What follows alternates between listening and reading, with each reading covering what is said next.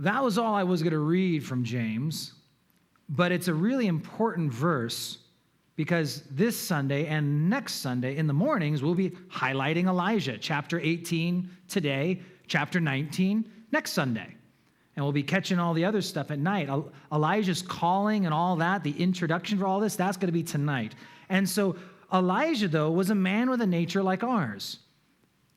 And I think that's almost the most important thing for us to settle in our hearts as we dive into the stories of Elijah, because he was like us, and we're like him. He's just a guy that God uses, a guy that just was obedient to God's commands. And so it's a good reminder for us just to remember, he's just a guy a lot like us. So let's flip backwards now to 1 Kings chapter 18. And we're going to move swiftly through almost this whole chapter. I'm actually going to leave the very tail end to kind of set us going for next week. But we're pretty much covering this whole chapter. And so we're going to start setting the scene, building the picture of what's going on. And so chapter 18, it says in verse 1, "It came to pass after many days that the word of the Lord came to Elijah in the 3rd year, saying, Go present yourself to Ahab, and I will send rain on the earth." So there hadn't been rain for about 3.5 years. It says 3 years here. It says 3.5 in James. What's the deal? Well, some of you might be familiar with the saying in the Old Testament, the former and the latter rains. That was a thing in Israel. They had rains in the fall and rains in the spring. And so there was this first wave and a second wave. And most people believe that the first wave never came. And that happened from time to time. But you were pretty much done for if the second wave didn't come. And so the first wave probably didn't come, and it's right about when the second wave's like not showing up that Elijah steps on the scene, chapter 17, verse 1, and he shows up saying, it's not gonna rain. And so this was God saying, listen, obey. He never told them how long it was gonna be. They were totally clueless as to how long there was going to be no rain. And so as we see how angry Ahab is here building up in these next few verses, we know it's because he didn't know if Elijah was going to come back this week, next year, in a decade. It wasn't like God was saying, we're going to have 2 weeks with no rain to try and flatten the curve of idolatry within Israel. It's just you don't know how long it's going to go for. And so he shows back up. Verse 2, Elijah went to present himself to Ahab, and there was a severe famine in Samaria. And Ahab called Obadiah, who was in charge of his house. Now Obadiah greatly feared the Lord. Now the name Obadiah rings a bell, but what probably most of us don't realize, there's actually about a dozen Obadiahs in the Old Testament. This is not the Obadiah, but likely, highly likely, not the Obadiah that wrote our book of Obadiah. His name means servant of the Lord. So it was a good name for a young Jewish boy, servant of the Lord. And it says here in verse 3 that he feared the Lord greatly. Verse 4, it says, "For so it was while Jezebel massacred the prophets of the Lord that Obadiah had taken 100 prophets and hidden them, 50 to a cave, and he fed them with bread and water.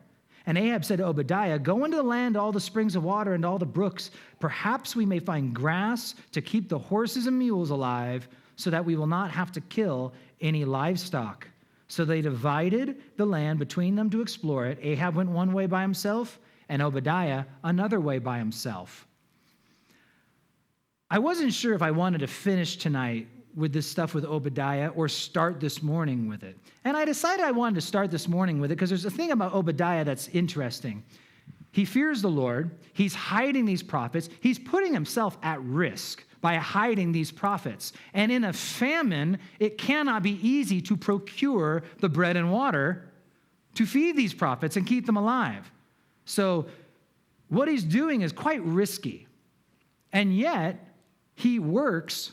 He's like the right-hand man of Ahab, the wickedest king that the north ever sees. And only the wickedest king because he was married to the wickedest queen that the north will ever see. Jezebel was a wicked, wicked woman. Ahab actually every now and then kind of like almost shows like some interest or like he has a soft spot. Not Jezebel. She is trying to find every single priest, prophet, anyone who's worshiping Yahweh and kill him. This is just an interesting story because it paints a picture for us. Very often, young, zealous followers of Jesus kind of have this attitude of the only way is the most zealous way. We got to be so bold for Jesus. I got to wear my Jesus t-shirt, my Jesus hat, and like you can't not talk about Jesus. But the truth of the matter is that Obadiah, I don't know if he'd be able to have saved those prophets if he hadn't have held that position. He knows where the people are going. He knows where Ahab's troops are. He knows Jezebel's plans. And so Obadiah actually probably had to be very tactful around Jezebel. And Ahab probably knew he was a believer, but maybe not to the great extent that he feared the Lord. And it actually shows that many of us may someday end up in workplaces and other things where screaming Jesus from the rooftops actually isn't the wisest way to go. I was a public school teacher. I broke a lot of rules as far as sharing the gospel with kids, but I also didn't go nearly as much as I could have. I didn't just start talking about Jesus every day in class or this, but kids, knew they asked questions. We would talk. Things would come up very naturally. But I had an open door to minister to a group of people that I could have lost if I was just going to go guns a-blazing Jesus into the school district. Obadiah is in a similar place, and it's just a reminder of the godly example we have of someone who knows, yep, I wish I could be talking more, but I'm in a place where I've got to bite my tongue, but God is using me here, and I can use this effectively to minister to people I never would be able to get to minister to otherwise. So there's a good picture here and just a lesson for us. It shouldn't be taken as a lesson to not be bold and not be zealous, but it's the fact that being spirit-led and tactful is part of the package. When we are put into a position, we might have to hold back a little bit to actually be more effective for the Lord. So they're going to find grass. Ahab could care less if his people have grass. He just doesn't want his cavalry to die because he's got chariots that need to get pulled. And that's kind of what he's saying. We don't want the horses or the mules to starve. And so verse 7, now as Obadiah is on his way, he recognizes Elijah. It says, suddenly Elijah met him. He recognized him, fell on his face, said, is that you, my Lord Elijah? And he answered him, it is I. Go tell your master Elijah is here. Verse 9, so he said, how have I sinned that you are delivering your servant into the hand of Ahab to kill me? As the Lord your God lives, there is no nation or kingdom where my master has not sent someone to hunt for you. And when they said, he is not here, he took an oath from the kingdom or the nation that they could not find you. And now you say, go tell your master Elijah is here. It shall come to pass, as soon as I am gone from you, that the Spirit of the Lord will carry you to a place I do not know. So when I go tell Ahab, and he cannot find you, he will kill me. But I, your servant, have feared the Lord from my youth. Verse 13, was it not reported to my Lord that what I did when Jezebel killed the prophets of the Lord, how I hid 100 men of the Lord's prophets, 50 to a cave, fed them with bread and water? And now you say, go tell your master Elijah's here? He will kill me. Verse 15, then Elijah said, as the Lord host lives, before whom I stand, I will surely present myself to him today. So Obadiah went to meet Ahab and told him, and Ahab went to meet Elijah. Then it happened when Ahab saw Elijah that Ahab said to him, is that you, O troubler of Israel? 18, and he answered, I have not troubled Israel, but you and your father's house have, in that you have forsaken the commandments of the Lord and have followed the Baals. Now, therefore, send and gather all Israel to me on Mount Carmel, 450 prophets of Baal and the 400 prophets of Asherah who eat at Jezebel's table. Dum, dum, dum. So this is setting the scene, right? It's all kind of just building the scene here. The one thing I totally forgot to do for today was pull up some pictures from Mount Carmel, because that's typically one of the first stops when you go on an Israel trip. You typically go to Caesarea, and then you go to Carmel. It's just kind of the coastal route you take if you head up north to the Galilee region. Mount Carmel is very cool. It's part of a small mountain range that actually goes up into Sidon. And so Tyre and Sidon is the territory of the Phoenicians. They were famous sailors, and this is Jezebel's hometown. She was from up there in that area. She's a Sidonian princess. And they even believed that the Baals, if you go through the Old Testament, you'll actually hear Baal in the singular, but you'll hear Baal this and Baal that. Many of us are more familiar with Baal-zebub is a name. And so these are but they're all kind of like lesser forms of the one main God of Baal. And it really just means Lord. If you read the Hebrew, sometimes it even shows up and they translate it just Lord instead of Baal. But he was the God of the mountain.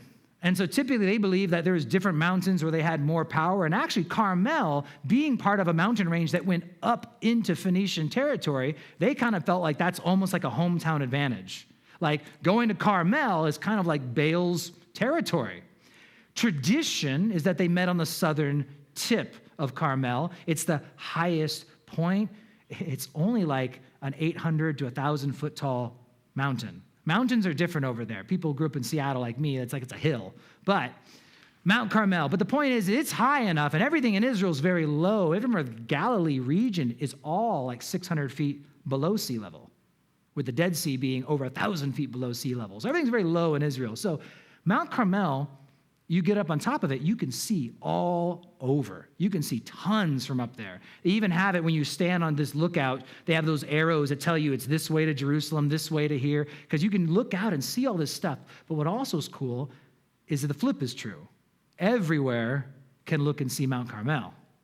And so as people gather there, this is visible from afar. Many of us know where this is going. And so the upcoming events, you can see it from afar. So it was actually a location that much of Israel could kind of see what was going on. And so all these prophets of Baal start showing up. History actually tells us they wore these purple robes and they had this yellow on it. They would stand out.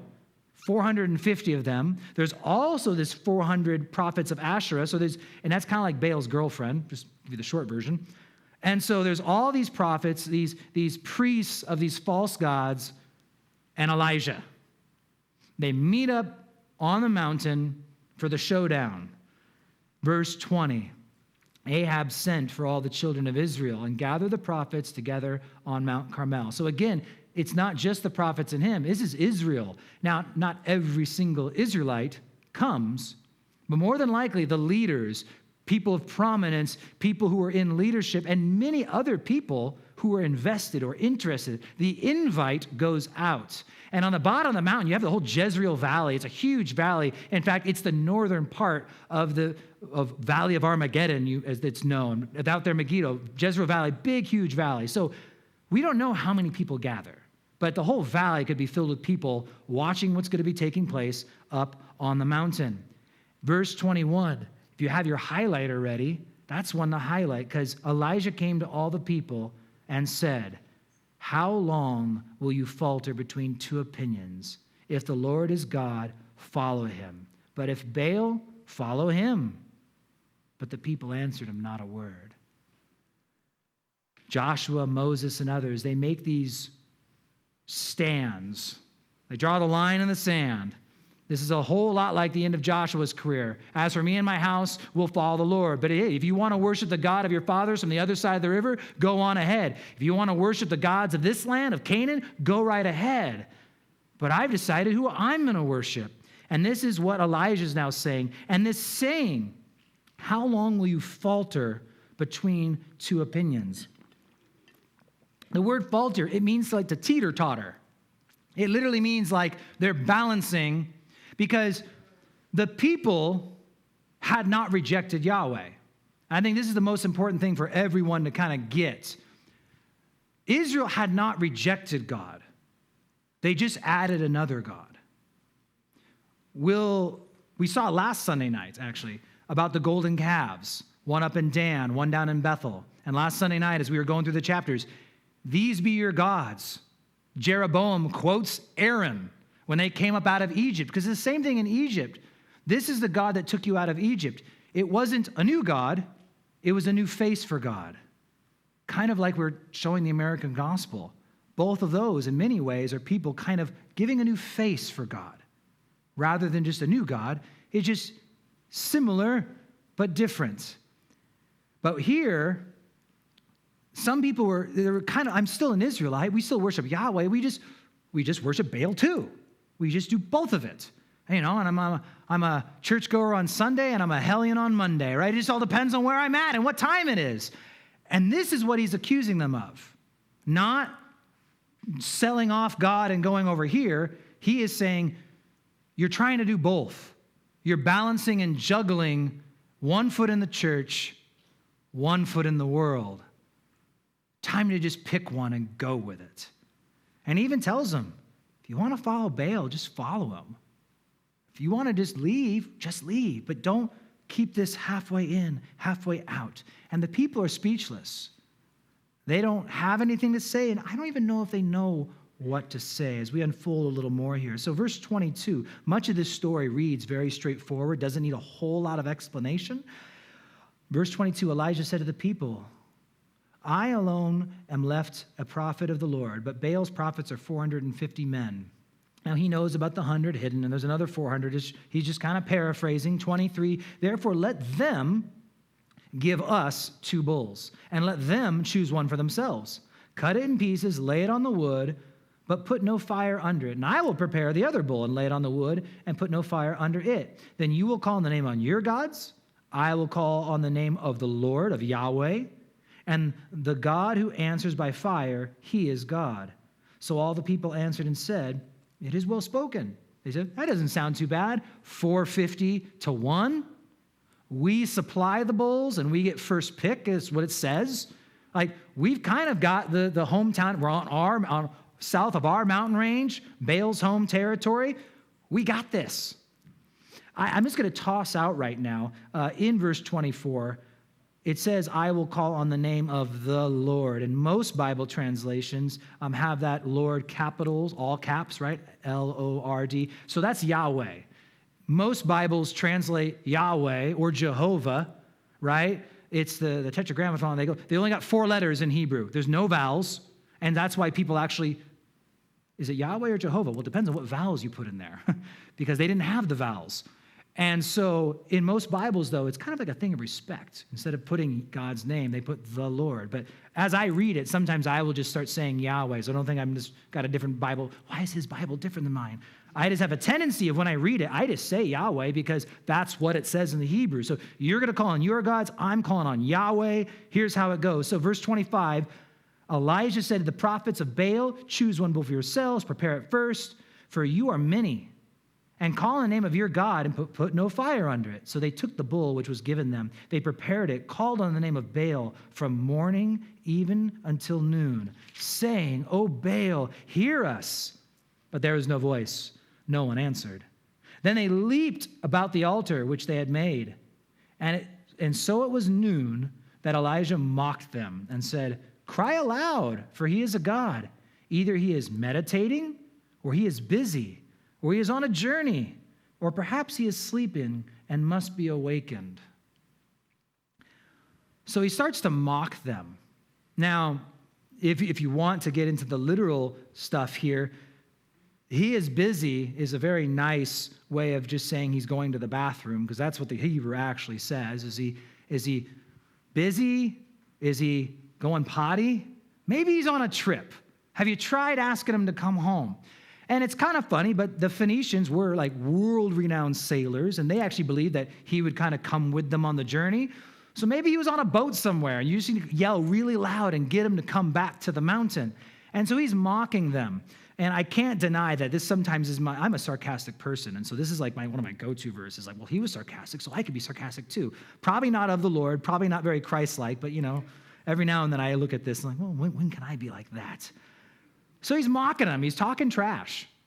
Verse 28 says, they cried aloud. They cut themselves, as was their custom, with knives and lances until blood gushed out of them, or out on them. And when the midday was past, they prophesied until the time of the offering and the evening sacrifice, but there was no voice, not one answer, no one paid attention. They're crying out for Baal. Come on, Baal, light this fire, get this thing going. And they go, and they go, and they go. Nothing happens until finally it's the time of the evening sacrifice, where down in Jerusalem at the temple, there should be a sacrifice taking place. And Elijah chooses this time to finally step it up into gear. Verse 30, it says, then Elijah said to the people, come near to me. So all the people came near to him. And he repaired the altar of Yahweh that was broken down. Elijah took 12 stones according to the number of the tribes of the sons of Jacob, to whom the word of the Lord had come, saying, Israel shall be your name. Then with the stones he built an altar in the name of Yahweh, and he made a trench around it. The altar was large enough to hold 2 seahs of seed. So he's repairing this altar, and I'll get to that. And he gets the 12 stones, one for each of the 12 tribes. They probably weren't huge because he's doing this by himself. Sometimes, in our minds, we always imagine these big things like the movies, right? But Elijah was an average man like us. And so however big these stones were, they couldn't have been huge. But he gets 12 of them, build it up to build a base, and he digs this trench big enough for 2 seahs. Now, it's fun because, when you go and try and understand what's a seah, well, I found out a seah is 1/3 of an ephah. So now you know. What's an ephah? Well, an ephah is equal to a bath. This is me on Google, right? Equal to a bath. Well, thank you. Okay, equal to a bath. What is a bath? 1/10 of an omer. I'm like, come on, when are we getting into gallons here? So, 1/3 of a seah, which is 1/3 of an ephah, which is equal to a bath, and about 1/10 of an omer, it's about a little shy of 2 gallons. It's not a whole lot, but he digs this little trench. And the idea was just a trench that the water would gather so there'd be a pool. He didn't need to dig a 10-foot deep. It was just enough for the water to gather around these 12 rocks, which were small enough that he carried them, and he cut up this bull and just stacked the meat on top of all this wood.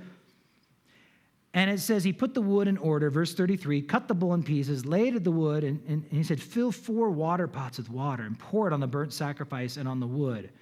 And then he said, do it a second time. They did it a second time. He said, do it a third time. They did it a third time. Verse 35, so when the water ran all around the altar, and he also filled the trench with water, it came to pass at the time of the offering of the evening sacrifice that Elijah the prophet came and said, Yahweh God of Abraham, Isaac, and Israel, let it be known this day that you are God in Israel, and I am your servant, and that I have done all these things at your word. Hear me, O Lord, hear me, that this people may know that you are Yahweh God, and that you have turned their hearts back to you again. Then the fire of the Lord fell and consumed the burnt sacrifice, and the wood, and the stones, and the dust, and it licked up the water that was in the trench. Now when all the people saw it, they fell on their faces, and they said, Yahweh, he is God. Yahweh, he is God. And Elijah said to them, seize the prophets of Baal. Do not let one of them escape. So they seized them, and Elijah brought them down to the brook Kishon and executed them there. So here we have it. He cries out to God. The fire falls, just consumes everything. Everything is just, whoosh. It's not just like is that smoke? Oh, it's starting to smolder. It wasn't something that could have been an accident this is from heaven. Many scholars think, is this a pillar of fire? Could it have just been an extreme bolt of lightning coming down? All we know is that it smoked. Boom. That whole thing goes up in a blaze. The people have their hearts turned back. And they gather up all these prophets and execute all 450, which would probably be 850 because he called for those other 400 there too. They mainly just focus on the prophets of Baal. So all these people get executed. Does that seem crazy or extreme? I heard one scholar put it this way, is that false prophets are like eternal kidnappers. What would you do if you caught the person who kidnapped your child? And and it's just the idea, right? Is like, it's a big deal to lead God's children away from him and honestly to lead them to eternal death. And so it's not a light thing for God. Deuteronomy 13, Deuteronomy 17, there are places where it says, no, false prophets. It was an execution thing. And so here they're commanding the Lord's commands. They're doing what he was supposed to do. And all of this taking place to show who God is. But backing up a little, something that jumped out at me and just became maybe a deeper part of study for me in this was in verse 30. It said he repaired the altar of the Lord that was broken down. And ironically, the last time I was in Israel, I brought this up to the guide because at the time, I still was kind of like trying to figure this out because I was like, why is there an altar to Yahweh up here? What is the deal? And it's funny because, the best commentary on the Bible is the Bible. And so 1 Kings actually had the answer. And maybe I just skimmed over it in the past because I'd never thought about this. But it's when Solomon was getting ready to build the temple, it says, well, meanwhile, the people sacrificed in high places because there was no house built for the name of the Lord in those days. So they came into the land, and if you were with us in Samuel, or you get a chance to go back and study through 1st and 2nd Samuel, the tabernacle got destroyed at one point. The ark got stolen. The ark got moved. It went to Kirjath Jearim, but the ark wasn't stationed actually in a tabernacle with an altar, with a basin, with all those things. So there was a good period of time. In fact, David's whole life, he never had an actual altar next to the tabernacle, next to the ark of the Lord. And so people did worship in high places, and they worshiped Yahweh. And they did it sincerely, and I think God even received those offerings. There was no other way really to worship him in the prescribed way until the temple was built.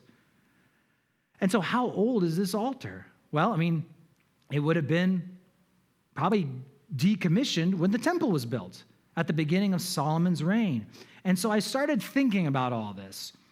So Solomon's reign started in 971, and King Ahab started in 874. It's about 100 years has gone by. So about 100 years, remember BC, so it was going down, right? About 100 years had gone by. Jeroboam, a good amount earlier, had already set up the calf worship in Israel. Those people who were gathering there that day, seeing this altar be repaired, I would dare to say none of them had probably ever really watched real worship. None of them had ever actually seen a proper sacrifice. None of them, even their fathers. And it's something, it hits home with me because I even think of myself and my generation, and it's like, my generation has never seen real revival in the church. Some of you are old enough to at least remember the Jesus movement of the 60s and the 70s where crazy things were happening. And people who did not belong together were getting together, and they were just loving on each other. And sometimes I like to talk to the people who lived in that time because it's something I've never seen. And I want to see it. But I've never seen it, and so tell me about it. What was it like in the tent? They're like, man, people were sitting on the floor, and we didn't care because we just wanted to be there hearing about Jesus, and it was just amazing. And it's like, man, I wish I could have seen that. And these people gathering this day, they'd never seen that. My generation, those younger than me, those a decade older than me or more, have never seen that. And I was thinking, this was 100 years earlier, was probably the last real authentic worship. And so it got me these are just fun side studies. What was it like in America 100 years ago? So I started doing some reading. Interesting, 1921. First website I found is an older website. So it's not this is not a new update. Well, the first things it said is the world was readjusting to life after a worldwide pandemic. 1921, because it was right after the Spanish flu. So, it was just, that was something about 1921. Started learning about what was happening. Ireland ceased fire with England, got to be their own state. Ireland got to be independent. That was a big deal. Harding became president here. Hitler became the leader of the Nazi Party in Germany. There was things going on all over in 1921. Babe Ruth hits 138 home runs to set the home run record. All sorts of things that were going on in the church. Billy Sunday was kind of ending his career. His career was coming down while Mordecai Ham was going strong, and Billy Graham was 2 or 3 years old. But Mordecai Ham is the guy who would eventually get to Billy Graham, and Billy Sunday had a big impact on Mordecai Ham, so it's fun to watch this passing of the torch. So I started looking at, the baseball, the Babe Ruth thing kind of got me going. And it was just fascinating to find 1920 was the start of football, national football, pro football, 1920. And I was just watching, what was the church like? Back in that day, they had what was called the Blue Laws. They were all these moral laws, like businesses could not be open on Sunday unless it was a Jewish business in which it was closed on Saturday, and they were the only ones really allowed to open on Sundays. But everything shut down. There was a kind of a different feel, a different vibe, and a different atmosphere. And the question is what changed? What what changed in those 20s between then and now. And again, I just started reading, having some good times. 20 years earlier, D.L. Moody, he died right before the turn of the century. But Moody was that great preacher out of Chicago. And this was something just about Sundays. I started just looking to Sundays. He calls it the Sabbath, the Lord's Day. But he said the church of God is losing its power on account of so many people giving up the Sabbath and using it to promote selfishness. So this was at the turn of the century at 1900. He said this. He also said, show me a nation that has given up the Sabbath, and I will show you a nation that has got the seed of decay. You see, 1917 was the very first ever baseball game held on a Sunday. Multiple people were arrested because of holding the game on a Sunday because of those blue laws. Football shows up 1920, but it's not actually that popular. And it's interesting is that when pro football was introduced, they weren't allowed to do games on Friday because they didn't want to compete with high school football because that was a big deal. And they weren't allowed to do games on Saturdays because that's college football. So they were told Sunday's your day. And so they started doing their football games on Sundays. Still, though, Sundays were treated as a pretty special day, and television wasn't around, right? So the only people going to football games were people literally taking their family to go to the football game. It wasn't like we were just watching it on TV. 1924, I always find an excuse to talk about this guy. Eric Liddell. Many of us know him, and we've seen Chariots of Fire. Eric Liddell, he is the shoe-in gold medalist for the 1924 Olympics in the 100-meter. But when he finds out that the 100-meter heats are going to be held on Sundays, he opts out. Olympic gold medalist says, I'm not going to run because it's Sunday. He ends up running the 400-meter, of which he was not favored to win, and sets a world record. And in his hand, a little piece of paper. Those who honor me, I will honor. Someone hands it to him as he goes off on that race. This guy thought that I can't even run my own gold medal race. He ends up dying in a Japanese internment camp in 1945. After winning his fame and honor for all of this, the Olympics, he was a missionary in China. And that's where he lived until he died in 1945. But things were changing in America, and you watch, it's not decades until things really get going, but 1939, we have our first color movies coming to the big screen, Gone with the Wind, Wizard of Oz. It's also the first time we now have televised sports and football making it to Sunday TV. And what was interesting is Sunday was the lowest ratings of the week. And the television companies wanted to find something on Sundays because they, of course, want people to watch, right? I mean, that's what they're in for, is commercials and making their money and doing their thing. And it actually, pro football becomes their big push. And in 1958, one of the largest televised events to date was the 1958 Super Bowl. The greatest game ever played is what that game has been called, where the Colts faced the Giants, and it was into sudden death overtime. And this was like a huge deal, and people get glued and hooked to this. That was 1958. What's funny is by the 60s, we begin to see the blue laws getting pulled away, and stores begin to open on Sundays. And I say this to a group of people where most of us have always had stores open on Sundays. Unless we're big Chick-fil-A fans. God bless Chick-fil-A, right? But stores have always been open. But it's interesting because I think about it. Those who are younger than me, some of our younger families in the church, you guys have raised your children in a world where the stores are still open on Christmas. That's normal now. And yet some of us here can remember nothing was open on Sunday. And I mean that to the point of when the pandemic first hit and we first locked down and everything closed, there was still more open than on a Sunday 50 years ago or 70 years ago in the 50s, 60s. They started tapering off. 60s and 70s is when things opened up. And I think back to that 1958 football game. All America gets glued to the TV. I'm mentioning sports a lot, but I'll throw out there that television is actually more the culprit than the sports itself. It's people getting glued to entertainment. It's people who start using the Sabbath and this free time to promote their own selfishness. It's a me day. It's time that I don't have work. Working on Saturdays was still normal back then. That's 1958. What was 100 years before that? 1858, the Fulton Street Revival had just picked up.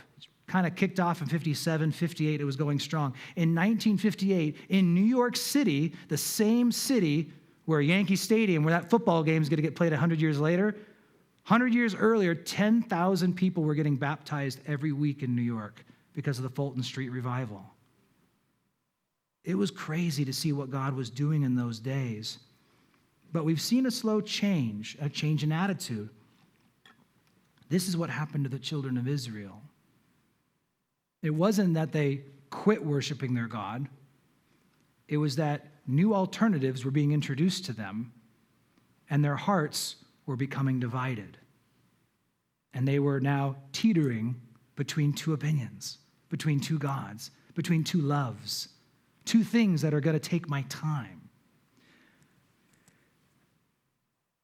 It can be easy to pick on people who have hobbies and this and that and act like, you can be super spiritual and have no hobbies at all. But for what it's worth, hobbies open the door to the gospel. It's a hobby that opened the door to me in the gospel, that it was some guy at a weight room that started sharing with me, and next thing you know, pulls me under his wing, and it's history from there.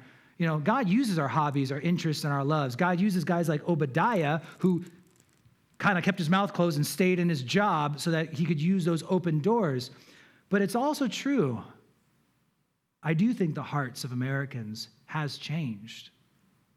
And it's not because we're so bad and wicked and evil, and we are, right? But it's not because that we've all made this conscious choice. He says, if you look around us, this is what's normal.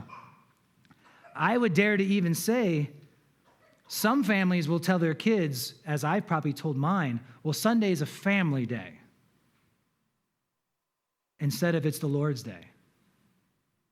I mean, honestly, that sounds really wholesome, isn't it? It's a family day. But that's where we teach our kids that this is the day we focus on us, rather than teaching our kids, here's the day we're going to focus on Him. And as a family, we're going to focus on Him together. And as a family, we're going to put aside our selfish wants. And why don't we as a family serve Him, seek Him, learn about Him, set aside this day? It was last week that someone new was just commenting, I miss Sunday morning church, big Sunday lunch, Sunday naps, Sunday night church. It was like, that was a thing back in the day. When I wanted to start a Sunday night service, I remember the first thing I did is I Googled it, and the first article, Sunday night services are dead. I was like, oh, okay, we can do this. And it's interesting because restoring this altar of Yahweh, I've always had this thing about me where I love the new and I love the old. I love singing stuff on the radio and I love hymns. I love new things that are coming, but there's some old traditions, that are good to go back and look at. Why was Sunday service, a night service, a big deal back when? Because people set aside the whole day for God. It was like, we're doing church in the morning, church in the evening, because this day's about Him. And then they started dying. And this isn't a guilt trip about whether or not you go to Sunday night service either. This is just where my heart was at, because I do think there is a selfishness in America. It's a me day, even if it's our family day. And that's kind of what Moody was warning about. We start making it about us. And he says, and there's a seed in there that can change a nation. And it's the attitude we see all over. But he made that comment, right? Why are you faltering?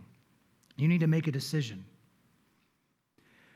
Ahab came into power, and his reign overlaps for 4 years with King Asa in the south, in Judah. There's a different king in the north, king in the south. Tonight we'll be looking at Asa, and I'm not going to get into details about Asa. Asa starts strong, but he doesn't finish as good as he could have. And at the end of his reign, after kind of messing up and not really seeking the Lord like he should have, this is what God tells him. It says, for the eyes of the Lord run to and fro throughout the whole earth to show Himself strong on behalf of those whose heart is loyal to Him. It says here, When that fire came, it was God was the one trying to win back the hearts of his people. It's God trying to get back the hearts that have been given over half to Baal and half to Yahweh.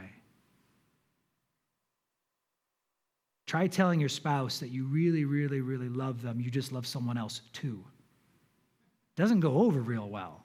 But that's kind of what it is with God, is this, he's looking for someone who's got a heart. And get this now. We don't know the time. I can't give you perfect dates because they don't say, in the 7th month of his reign, blah, blah, blah. But it's almost the exact timing that God is saying this down with Asa, that there's a man in Gilead. Now, if Galilee was kind of like the Southerners, like we call it the South in America, they're kind of hicks, right? That's the Galilee. That's what people thought of the Galilee. Gilead across the Jordan, that's like backwoods Arkansas, okay? And that's where Elijah's from. And here's a man. We don't know anything about him. We don't know. We have a potential city name. Don't know parents. Don't know much. But it was a guy who I think was the answer to this comment to Asa. I'm looking for someone, anyone. Give me someone. I want to show myself strong through someone. I just need someone who's got a heart. Psalm 53:2, it says, God looks down from heaven upon the children of men to see if there are any who understand and who seek God. It's like, I'm looking. God is looking for people, for persons, for men and women to show himself strong on behalf of. I'm not looking for strong people. I'm looking for someone who will allow me to be strong through. Ezekiel 22:30. So I sought for a man from among them who would make a wall and stand in the gap before me on behalf of the land, that I should not destroy it. But I found no one. This is back when Israel is now falling. This is Ezekiel's prophecy here. But it's God talking about, I'm looking for someone who will stand in the gap. What's the gap? Well, you have to think, the defenses of morality, the defenses of the wickedness of this world, there's a gap. There's a breach there, right? Stuff's getting through that should never have gotten into the church. Stuff's getting into Christians' families, Christians' lives, into the church. Never should have happened. He's like, I'm looking for someone who's just going to plop themselves in that hole and start blocking and stopping this stuff from getting in. But I'm not finding anyone in Ezekiel's day. I think in Ahab's day and in Asa's day, he found Elijah. And Elijah is a man with a nature like ours.